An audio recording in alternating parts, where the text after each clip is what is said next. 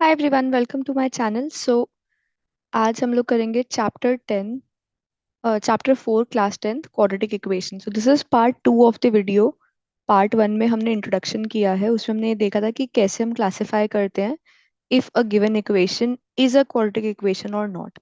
Okay, so इस particular part में we'll see factorization and then in next part we'll see quadratic formula and nature of roots. तो अगर आपने नहीं देखा है ये part, so link is in the description.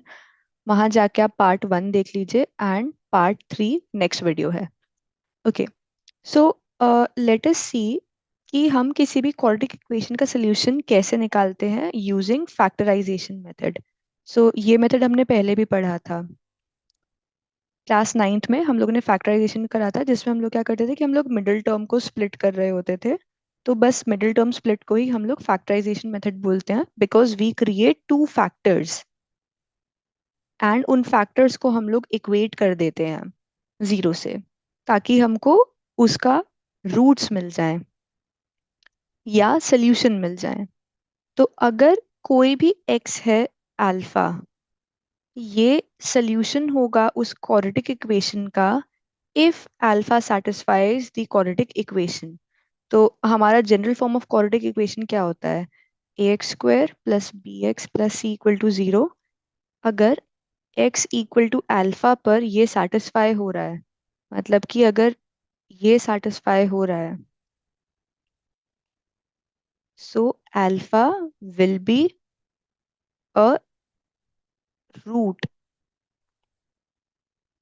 Of the quadratic equation.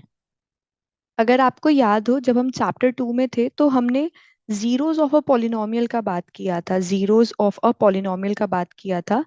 And we said कि जो भी वैल्यू ऑफ एक्स के लिए ये पॉलिनोमियल का वैल्यू जीरो हो जाएगा, वो इस पॉलिनोमियल का जीरो कहलाएगा। So zero of a quadratic polynomial is same as the roots of the quadratic equation. Okay, so यहाँ पर एक एग्जाम्पल है, let us see that example and then we'll move on to the exercise. Okay, तो example में इन्होंने एक equation लिया, 2x² minus 5x plus 3 is equal to zero. Okay, हमको इसको फैक्टराइज करना है। तो पहले हम लोग इस मिडल टर्म को स्प्लिट करेंगे। अब मिडिल टर्म को स्प्लिट करने के लिए हम क्या करते थे कि भाई सम मतलब सम आ जाए -5x एंड प्रोडक्ट आ जाए 2x² इंटू 3। सो बेसिकली ये इंटू ये। ओके, तो ये कितना का, ये हो गया 6x²। अगर प्रोडक्ट 6 आ रहा है तो क्या क्या पॉसिबिलिटीज हैं? इधर इट वुड बी 2 इंटू 3, और इट वुड बी -2 इंटू -3, और इट वुड बी 1 इंटू 6, या फिर -1 इंटू -6।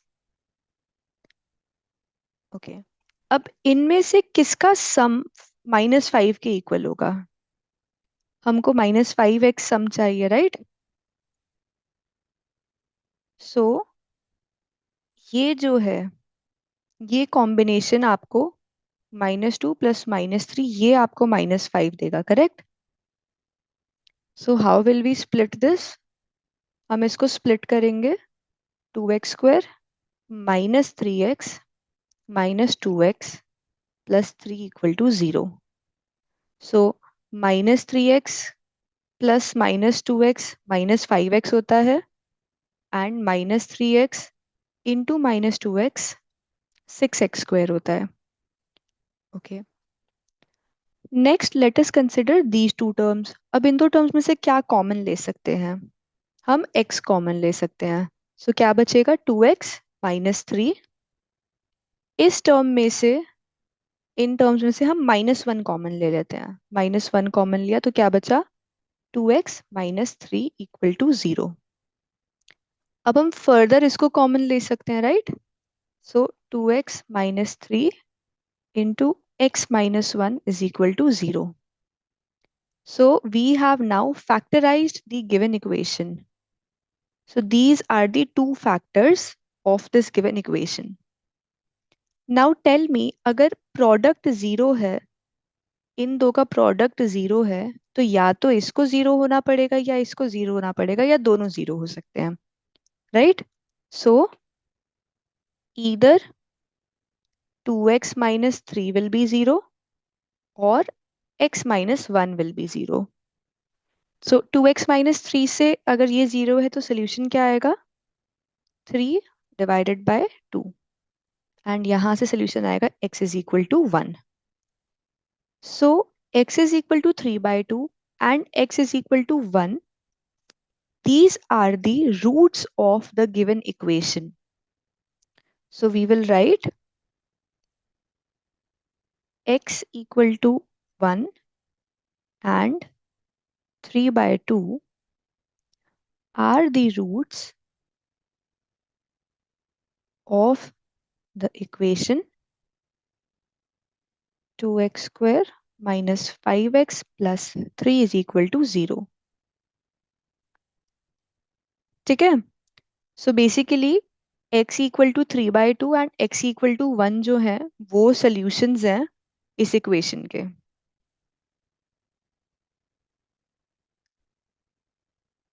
सो इसलिए हम लोग इनको बोल रहे हैं कि ये रूट्स हैं ऑफ दिस इक्वेशन. सो आप चाहो तो वेरीफाई कर सकते हो. Just put the value left hand side पे. x = 1 अगर मैं रिप्लेस कर दूं तो क्या होगा? 2 × 1² minus 5 × 1 plus 3, which is nothing but 2 minus 5 plus 3, which is equal to 0, and which is equal to right hand side. Therefore, x = 1 is a solution, and हमने verify भी कर लिया. सिमिलरली अगर 3/2 हम वेरीफाई करें तो 2 × 3/2 का whole square minus 5 × 3/2 plus 3. Let us simplify this. -6 and ये हो जाएगा -3 plus 3 which is equal to 0, which is also equal to right hand side. So this also is verified.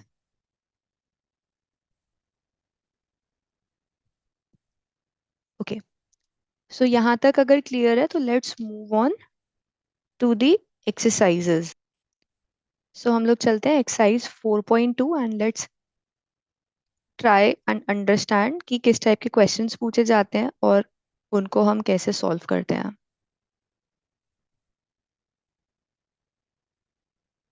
So question 1 से start करते हैं, part 1. तो ये पूछ रहे हैं कि find the roots of following quadratic equation by factorisation.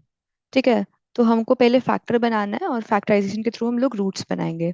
So first equation is x² - 3x - 10 is equal to 0.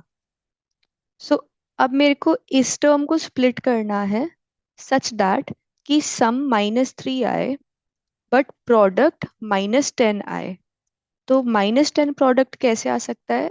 -1 × 10 या फिर 1 × -10 और 2 × 5 -2 × 5 या 2 × -5. Okay, so I can clearly सी कि दिस इज द कॉम्बिनेशन जहां पे सम -3 आएगा. Correct? 5 is equal to -3. So मैं इस कॉम्बिनेशन को पिक करूंगी एंड मैं यहाँ पर फैक्टराइजेशन करूंगी.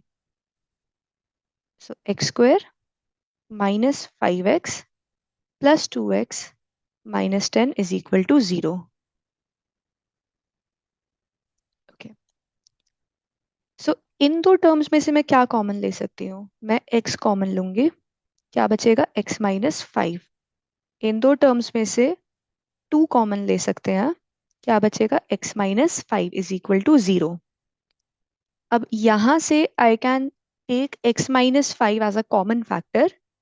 तो अगर मैंने x - 5 कॉमन ले लिया तो क्या बचेगा? x + 2 equal to 0. So now I have factorised my equation. So इस इक्वेशन के दो फैक्टर्स बनेंगे x - 5 इंटू x + 2. अब मेरे को रूट्स निकालने हैं, तो रूट्स के लिए क्या होगा? either x minus 5 will be equal to 0 or x plus 2 will be equal to 0. तो यहां से आएगा x is equal to 5 and यहां से आएगा x is equal to minus 2. So therefore the roots are x is equal to 5 and x is equal to minus 2. Okay. So I hope this question is clear. अगर आपको यहाँ पे कोई doubt है सो आप कमेंट्स में मेरे को बताओ and I try and resolve them there. Now let us move on to part 2 of the question. Part 2 है 2x square plus x minus 6 is equal to 0. ठीक है, तो अब मेरे को x को स्प्लिट करना है such that sum should be 1, product should be -6 into 2 which is -12. तो -12 कैसे कैसे आ सकता है? 3 इंटू 4, 3 इंटू -4 या -3 इंटू 4. सिंस मेरे को सम 1 चाहिए तो मैं 1 इंटू -12 या -1 इंटू 12 को कंसिडर भी नहीं करूंगी बिकॉज 1 नहीं आएगा इसका sum. So from here we can see कि -3 + 4 आपको +1 सम देगा. So how will I write it? मैं इसको लिखूंगी 2x² + 4x - 3x - 6 is equal to 0. Now इस टर्म, इन दो टर्म्स में से क्या कॉमन ले सकते हैं? I can take 2x as a common factor. तो क्या बचेगा? x + 2, right. एंड यहां से -3 अगर हम कॉमन ले लें तो हमारे पास बचेगा x + 2 is equal to 0.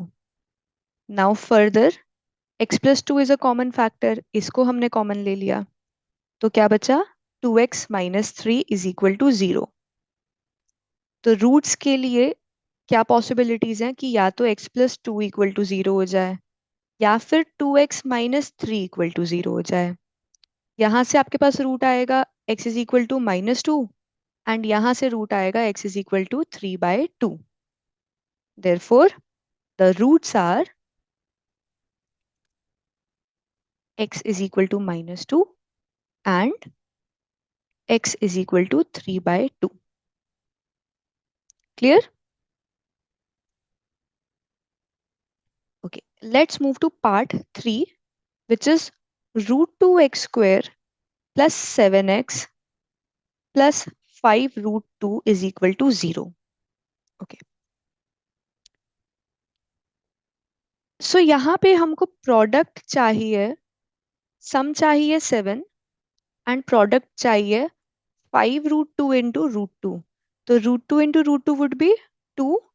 Therefore product हम जो ढूंढ रहे हैं that would be 10. Okay, so 10 को I can write as 1 into 10 और 2 इंटू 5.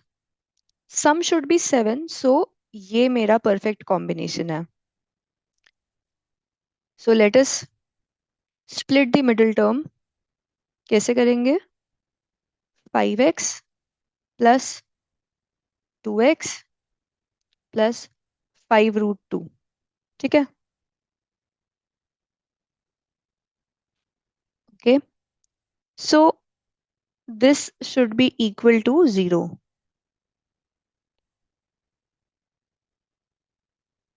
ओके, नाउ टेल मी इन दो टर्म्स में से क्या कॉमन ले सकते हैं? सो सिर्फ x ही एक कॉमन फैक्टर दिख रहा है, करेक्ट. तो √2x प्लस 5. नाउ इन दो टर्म्स में से क्या कॉमन ले सकते हैं? हम लोग √2 कॉमन ले सकते हैं. Plus 5 is equal to 0. Okay, √2 common क्यों ले सकते हैं? क्योंकि √2 टाइम्स √2 इज नथिंग बट 2. ठीक है. Okay, now I can see that √2x plus 5 भी एक कॉमन टर्म है. सो हम इसको कॉमन लेते हैं, so we are left with x plus √2 is equal to 0. So to find the roots, either √2x plus 5 will be 0 or x plus √2 will be 0. तो यहाँ से x आ जाएगा आपका -5/√2 एंड यहाँ से x आ जाएगा आपका -√2. अब हम रूट्स कभी भी डिनोमिनेटर्स में नहीं छोड़ते, तो इसको रैशनलाइज कर देते हैं. सो ये क्या हो जाएगा, -5/2 times √2. Okay, therefore the roots are x is equal to -5 √2 time √2/2 and x is equal to -√2. So ये आपके रूट्स हो गए गिवन इक्वेशन के. Let's move to part 4. Part 4 हो गया 2x² minus x plus 1/8 is equal to 0. Okay, so अभी हमको चाहिए कि भाई सम तो -1 हो बट प्रोडक्ट 2 टाइम्स 1/8 हो जाए, विच इज नथिंग बट 1/4. ठीक है, अब हम लोगों के लिए फ्रैक्शंस में डील करना थोड़ा सा डिफिकल्ट होता है. सो इंस्टेड ऑफ इसको मैं स्प्लिट करूं और यहाँ पर फ्रैक्शंस के साथ डील करूं, मैं क्या करूंगी, मैं इस 8 को ही कॉमन फैक्टर बनाकर मल्टीप्लाई कर दूंगी. So what I am doing is I am essentially multiplying both the sides, multiplying both sides by 8. ठीक है, सो मेरे को क्या मिलेगा, इस पूरी को अगर मैं 8 से मल्टीप्लाई कर दूंगी, सो लेफ्ट हैंड साइड मेरे को मिलेगा 8 times 2x² minus x plus 1/8 and right side 0 times 8 वो 0 ही रहेगा. अब लेफ्ट साइड को सिंप्लीफाई करते हैं. 16x² minus 8x plus 1 is equal to 0. So अब ये हमारी सिंप्लीफाइड इक्वेशन है. तो अब मेरे को यहाँ पे चाहिए कि भाई सम जो है वो -8 आ जाए, प्रोडक्ट जो है वो 16 आ जाए. तो 16 प्रोडक्ट कैसे आ सकता है, 1 × 16, 2 × 8, 4 × 4, और 1 × 6 -1 × -16, -2 × -8, -4 × -4. नाउ मेरे को सम चाहिए -8. सो आई कैन सी कि -4 × -4 बेस्ट फिट है. Okay, so how will I split it, मैं लिखूंगी 16x² -4x -4x plus 1 is equal to 0. इन दो टर्म्स में से मैं 4x कॉमन ले सकती हूँ. सो मेरे पास 4x -1 बचेगा. एंड इन दो टर्म्स में से मैं -1 अगर कॉमन लेती हूँ तो मेरे पास 4x -1 बचेगा. सो फर्दर 4x -1 कॉमन ले सकते हैं, correct. Okay, so I will be left with 4x -1 times 4x -1 is equal to 0. Okay, so ये दोनों ही सेम है. So for roots 4x -1 is equal to 0 और x is equal to 1/4. So इस equation के दो रूट्स हैं, दोनों सेम हैं. देयरफॉर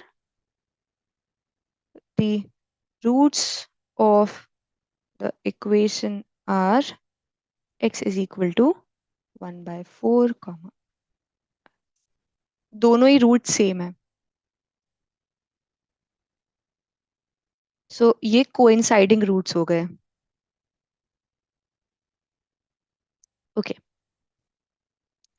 सो जब भी आपको ऐसे फ्रैक्शन दिखे, इट इज ऑलवेज एडवाइज्ड कि आप इस फ्रैक्शन को सिंप्लीफाई करो, दोनों साइड एक कॉमन फैक्टर से मल्टीप्लाई करके फ्रैक्शन फॉर्म को रिमूव करो.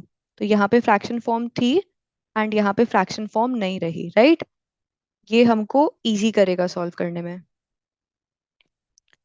Late us move to part 5, which is 100x square minus 20x plus 1 is equal to 0. So we need to split this term such that हम product चाह रहे हैं कि 100 हो जाए. तो अब 100 बहुत सारे वेज से आ सकता है, बट मेरे को क्लियरली दिख रहा है कि अगर मैं -10 इंटू -10 कर दूं तो मेरे को प्रोडक्ट 100 भी मिल जाएगा एंड सम -20 भी मिल जाएगा. तो मैं ऐसे ही उसको स्प्लिट करूंगी. सो 100x² -10x plus 1 is equal to 0. So from these two terms मैं 10x कॉमन ले सकती हूँ. So I'll be left with 10x minus 1, and from these two terms मैं -1 कॉमन ले सकती हूँ. So I'll be left with 10x minus 1 is equal to 0. Now I can see ये दो term भी common है. So 10x minus 1 times 10x minus 1 is equal to 0. So this equation is nothing but 10x minus 1 का whole square is equal to 0. So for roots, what will I do? 10x minus 1 is equal to 0. X is nothing but 1 by 10. Therefore, the root of the equation x is equal to 1 by 10, comma 1 by 10, क्योंकि दो roots होने चाहिए, although वो coinciding है तो इसलिए हम लोग दो बार लिख रहे हैं. Okay, so with this we have done question number 1.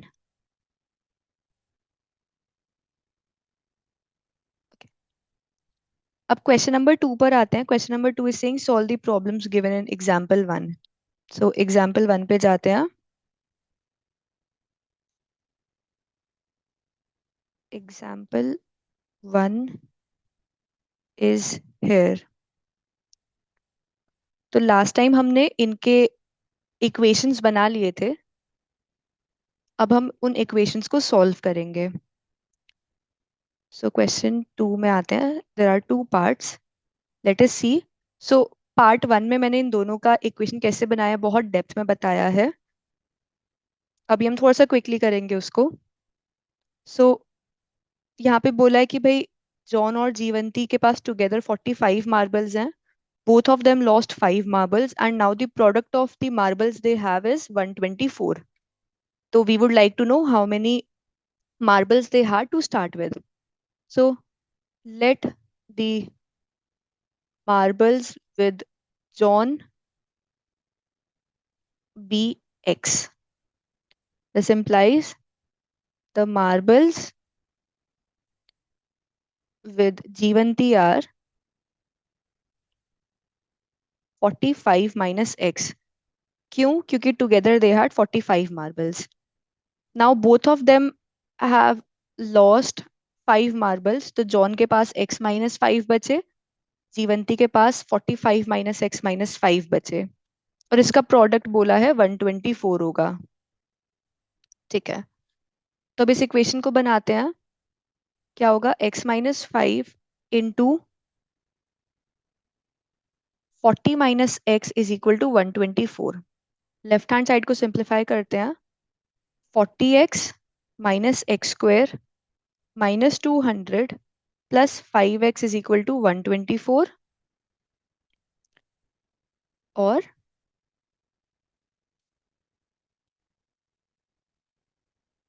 Minus x square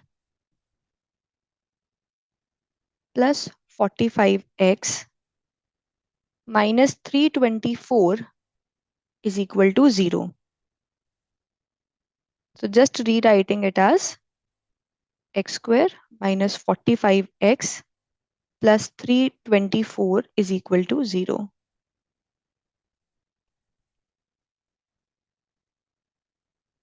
okay, so अब मेरे को स्प्लिट करना है इस टर्म को सच दैट सम -45 हो जाए और प्रोडक्ट 324 हो जाए. ओके, सो 324 अगर प्रोडक्ट हो रहा है एंड सम -45 हो रहा है, तो एक चीज तो पक्का है कि दोनों प्रोडक्ट वाले टर्म्स नेगेटिव होंगे. So let us see how we can write it. So it can B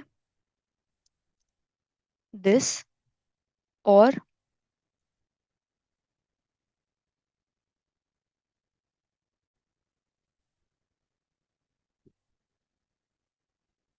-162 और -3 into -108 और -4 into -81.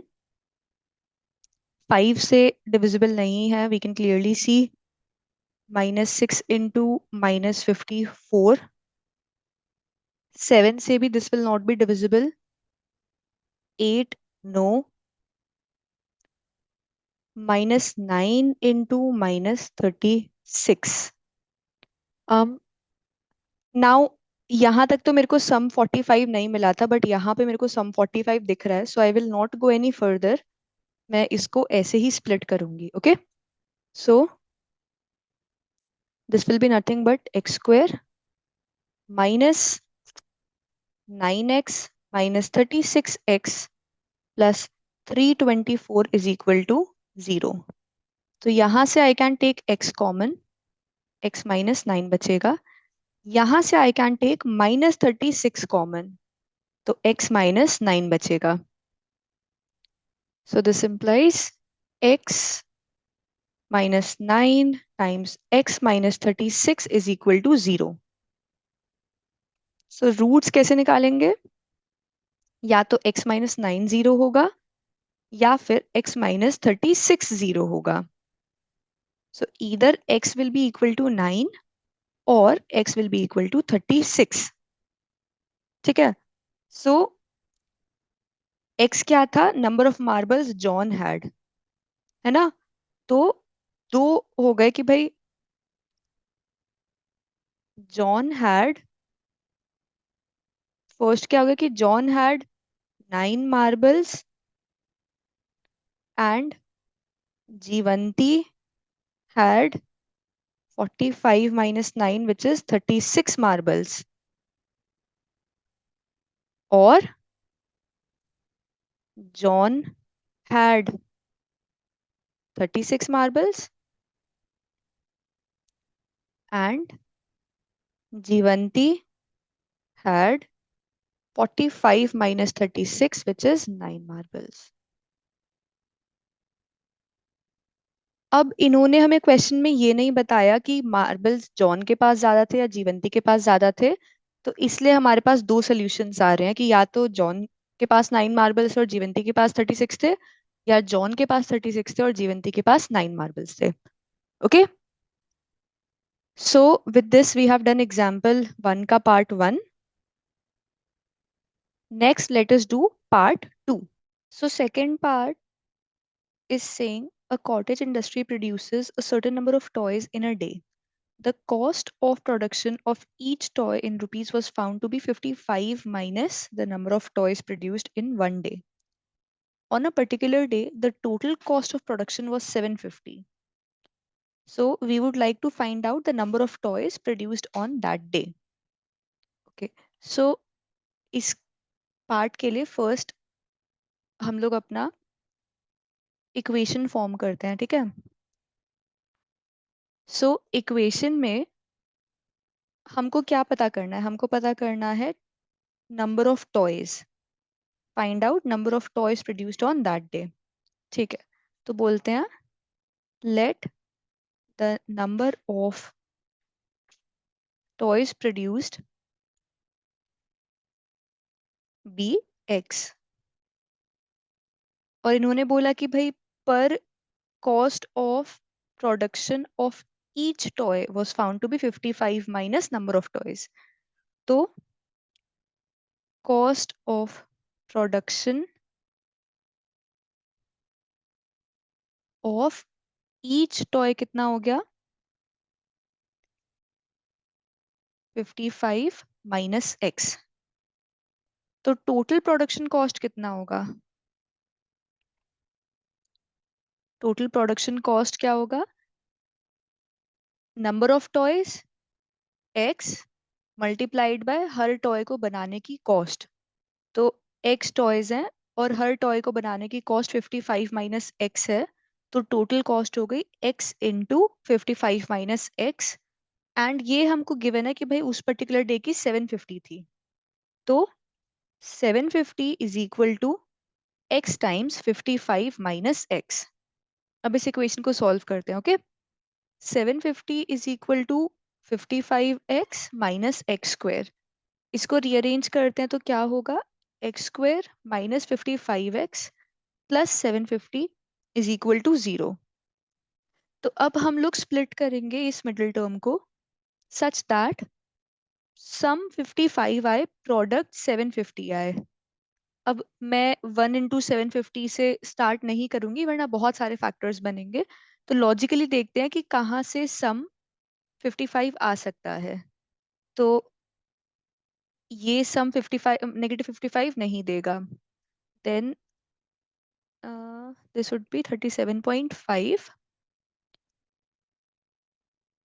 एंड अगर हम 30 से करेंगे तो इट वुड बी,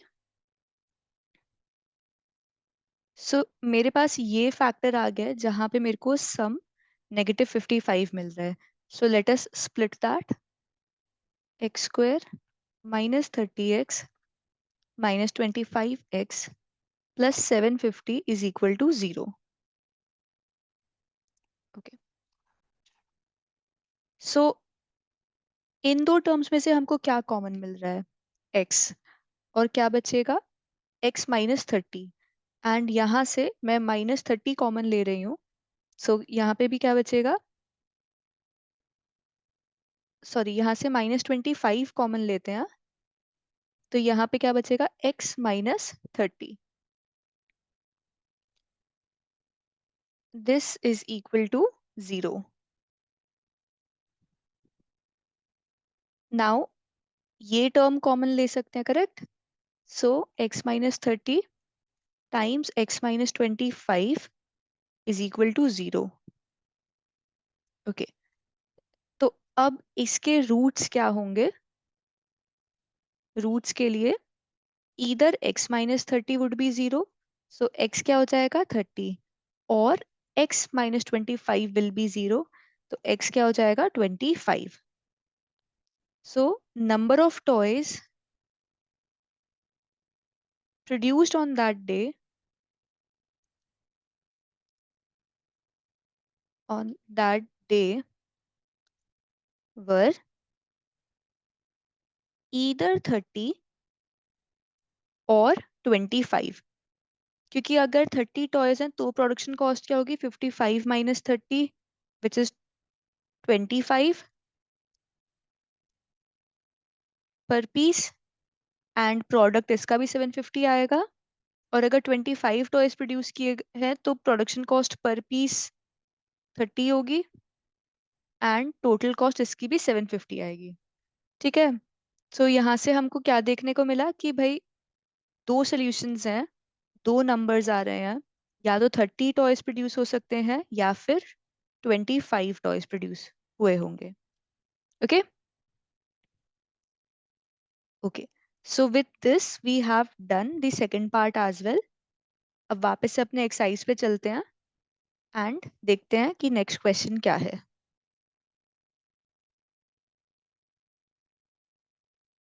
ओके, सो 4.2 पे हम लोग आ गए हैं। हमने क्वेश्चन 1 कंप्लीट कर लिया, क्वेश्चन 2 कर लिया है। Let us move on to question number 3। So question number 3 कह रहा है find two numbers whose sum is 27 and product is 182। So अगर एक नंबर में x ले लूं, let one number be x, तो अदर नंबर क्या हो जाएगा, other number will be sum 27 है ना, तो 27 माइनस एक्स। अब हमको बोला है कि इनका प्रोडक्ट जो है वो कितना है 182। तो चलो इसको सॉल्व करते हैं। ब्रैकेट ओपन करेंगे तो क्या आएगा, 27x minus x square is equal to 182। So let us rearrange this, 27x plus 182 is equal to 0. Okay, so अब हमको क्या करना है, हमको चाहिए दो नंबर्स सच दैट सम उनका -27 हो एंड प्रोडक्ट उनका 182 हो. तो लेट अस स्टार्ट. सो इनटू 2 से तो हम लोग नहीं करेंगे, राइट? क्यों नहीं करेंगे? क्योंकि ये हो जाएगा 2 × 91. करेक्ट. 3 से डिविजिबल नहीं है, 4 से भी डिविजिबल नहीं है, 5 से भी नहीं है, 6 नहीं, 7 से डिविजिबल है. सो ये हो जाएगा -7 इंटू -26. करेक्ट. क्या इन दोनों का सम -27 होगा? नहीं, not as of now. Okay, then 8 से भी डिविजिबल नहीं है, 9 से भी नहीं है, 10 से भी नहीं है, 11 से भी नहीं होगा, नॉट 12, नॉट 13. सॉरी, 13 से, yes it would be divisible, 13 से होगा. सो 13, 13 टाइम्स 14, 503, 182. हाँ. सो -13 टाइम्स -14 है. क्या इसका सम -27 है? Yes. So this is the factor that I was looking for. तो ये 13 इंटू -14 आपका 182 होता है एंड दोनों का सम -27 होगा. तो इसको ऐसे लिख देते हैं, -13x -14x plus 182 is equal to 0. अब इन दो में से हम क्या कॉमन ले सकते हैं? x. क्या बचेगा? x -13. और सेकंड, बाकी दो टर्म्स में से हम लोग -14 कॉमन लेंगे, तो हमारे पास बचेगा x -13. Now we can see कि ये टर्म्स कॉमन है, राइट? तो x -13 into x -14 is equal to 0. So roots क्या हो गए? रूट्स के लिए either x -13 will be 0, this means x will be 13, or x -14 will be 0, this means x will be 14. तो या तो एक नंबर 13 है और दूसरा 14 होगा. करेक्ट. अगर हमको बोला है कि फाइंड टू नंबर्स, तो केस 1 क्या है? केस 1, x अगर 13 है तो 27 minus x would be 14. Case 2, x अगर 14 है तो 27 माइनस एक्स विल बी 13. सो दो नंबर्स कौन से हो गए? दो नंबर्स हो गए 13, 14. Okay. Okay, now let's move on to question number 4. Question number 4 says, find two consecutive positive integers, sum of whose squares is 365. तो let one integer be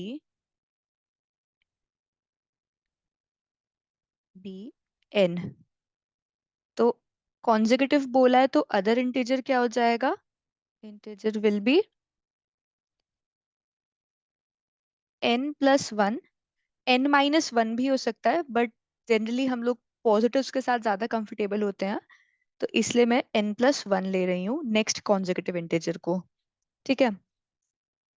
अब क्वेश्चन ने बोला कि sum of squares of these two consecutive positive integers is 365. तो ये समझ आया. First number n था, n का स्क्वायर. सेकंड नंबर n+1 था, n+1 का स्क्वायर का सम 365 है.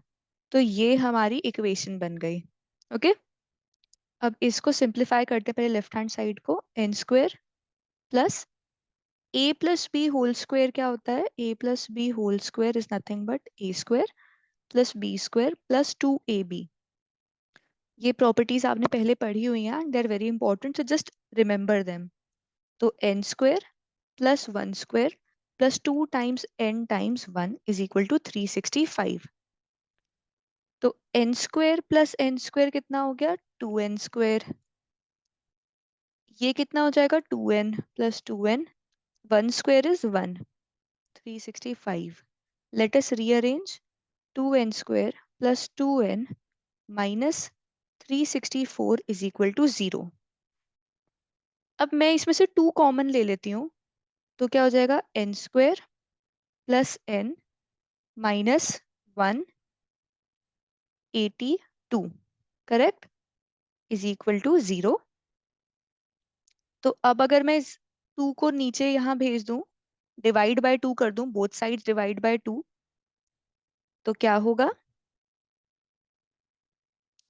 This would be nothing but n square plus n minus 182 is equal to 0।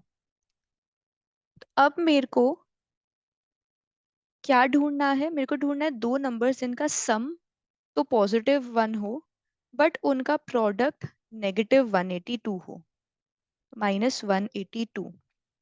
तो ये तो श्योर है कि भाई एक नंबर पॉजिटिव होगा, एक नंबर नेगेटिव होगा, correct. And since sum positive है, तो प्रोडक्ट्स में जो भी नंबर ग्रेटर होगा वही पॉजिटिव होगा, छोटे वाला नेगेटिव होगा, तभी सम पॉजिटिव आएगा, राइट। सो 182 को हम लोग लिख सकते हैं 14 × -13, हमने अभी प्रीवियस क्वेश्चन में ही ऐसा सिमिलर क्वेश्चन करा है, जहां पे हमने 182 को फैक्टराइज करा था, करेक्ट। तो वहां से मेरे को ये फैक्टर याद है, तो हम इसको 14 × -13 लिखते हैं। ओके, सो क्या होगा, n² plus 14n minus 13n minus 182 is equal to 0। First two terms में से हम लोग क्या कॉमन लेंगे, n। क्या बचेगा, n+14। सेकेंड टू टर्म्स में से -13 अगर हम कॉमन ले ले तो n+14 बचेगा, राइट। ओके, सो यहाँ पे again we can take n+14 as a common factor, and हमारे पास बचेगा n-13 इज इक्वल टू 0। तो रूट्स क्या हो गए इस इक्वेशन के, या तो n+14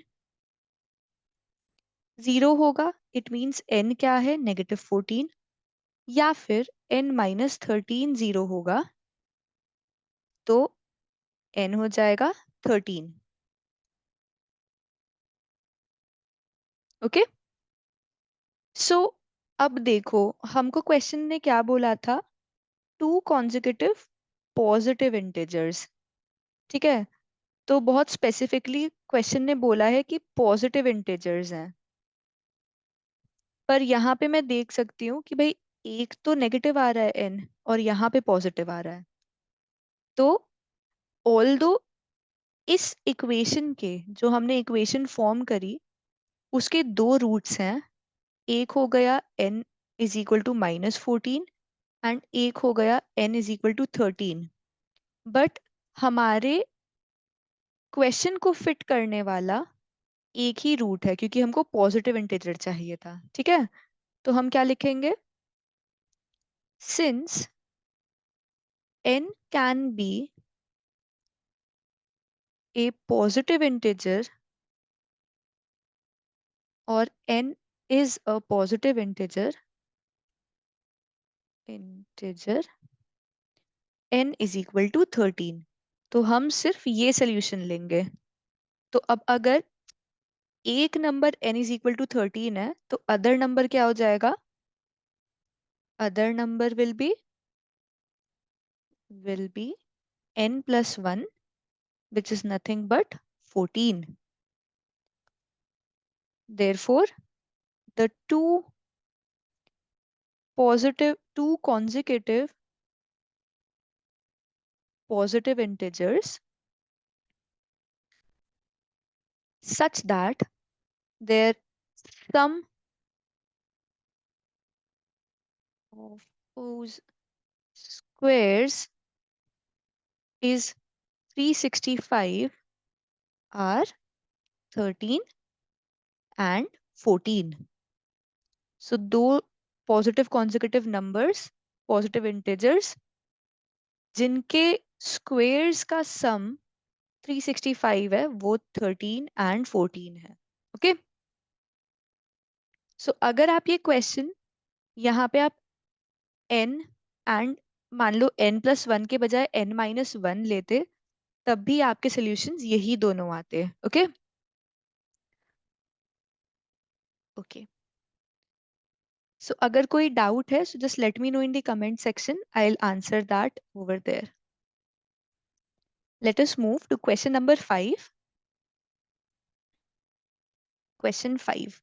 Question 5 says the altitude of a right triangle is 7 centimeters less than its base. So एक right angle triangle की बात हो रही है। ओके, ये मैं ए बी सी बोल देती हूँ। तो ये बेस बी हो गया, ए बी आपका ऑल्टीट्यूड हो गया, वो कितना है? 7 centimeters less than the base. ठीक है, if the hypotenuse is 13, find the other two sides. Hypotenuse क्या है? 13। ठीक है, अब आपको पाइथागोरस थ्योरम याद होगी, राइट? क्या होती है? बेस स्क्वायर प्लस परपेंडिकुलर का square is equal to hypotenuse का square, correct? So using Pythagoras theorem we get A B square plus B C square is equal to A C square, या फिर B square, sorry, b-7 square plus b square is equal to 13 square. So इसको solve करते हैं, क्या मिलेगा? B square plus 7 square minus 2 times b times 7 plus b square is equal to 169। So b square plus b square हो गया 2b square, 7 square is nothing but 49 minus 14b is equal to 169। तो this would be 2b square minus 14b plus 49 minus 169 is equal to 0। So ये कितना हो जाएगा? 2b square minus 14b plus, sorry, minus 120। Negative sign क्यों आया? क्योंकि 49 minus 169 है, इसलिए नेगेटिव साइन आएगा, इज इक्वल टू 0। अब अगर इसमें से 2 कॉमन ले लेंगे तो क्या बचेगा? B square minus 7b minus 60 is equal to 0. So let us divide both the sides by 2. So we are left with b square minus 7b minus 60 is equal to 0. ये इक्वेशन को solve करना है हमें। ठीक है, अब हमको middle term को स्प्लिट करना है सच दैट सम -7 आए और प्रोडक्ट भी -60 आए।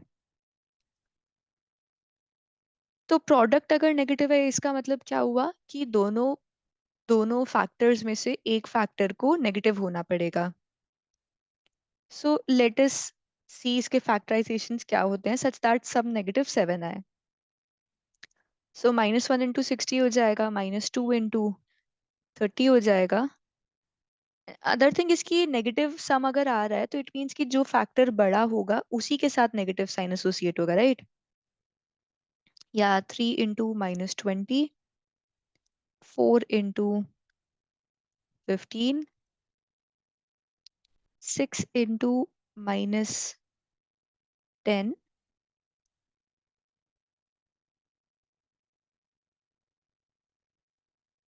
5 × -12. Okay. So if we consider 5 and 12, 5 - 12 अगर करूंगी तो -7 आएगा, करेक्ट? सो ये मेरा वो फैक्टर्स हैं जो मेरे को हेल्प करेंगे इसको स्प्लिट करने में। So I write it like b square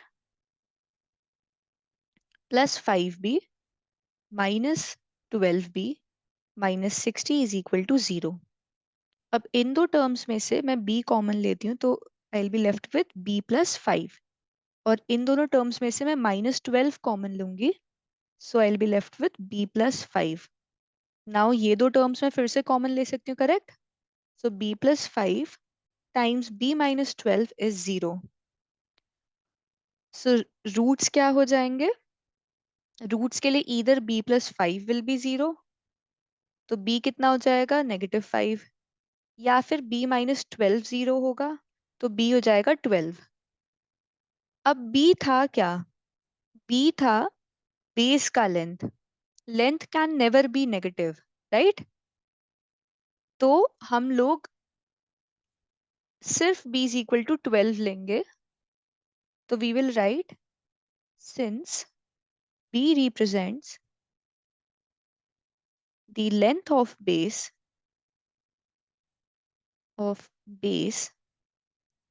it cannot be negative, thus b is equal to 12। अब अगर b 12 हो गया, तो ऑल्टीट्यूड कितना हो गया? ऑल्टीट्यूड क्या था? b-7। तो वो कितना हो गया? 12-7, which is nothing but 5। Now 5 what? 5 centimeters. 12 what? 12 centimeter, क्योंकि हाइपोटेनस हमको 13 सेंटीमीटर गिवन है। ठीक है, so units are important. So base हो गया 12 सेंटीमीटर, ऑल्टीट्यूड हो गया 5 centimeters. Okay okay, if you have any doubt, so just let me know and I will explain it to you, okay? अब चलते हैं question number 6, which is the last question of this exercise। पहले पढ़ते हैं क्या कह रहा है। A cottage industry produces a certain number of pottery articles in a day. It was observed on a particular day that the cost of production of each article in rupees was 3 more than twice the number of articles produced on that day. If the total cost of production on that day was 90, find the number of articles and the cost of each article। ठीक है, तो let the number of articles produced on that day be x, therefore the cost of production of each article will be, कितना बोला है? 3 more than twice the number of articles produced। तो 3 more than twice the number of articles produced। The total cost of production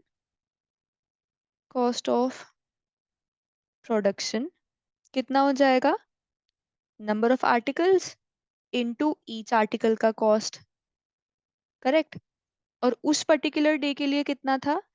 उस particular day के लिए 90 rupees था।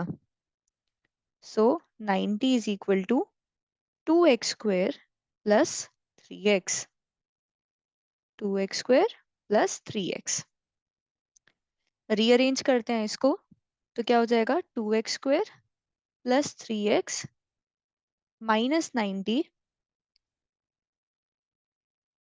Is equal to 0। Okay, so now मेरे को इस मिडिल टर्म को split करना है सच दैट सम तो 3 रहे, बट प्रोडक्ट -180 आए। कैसे? 2 × -90।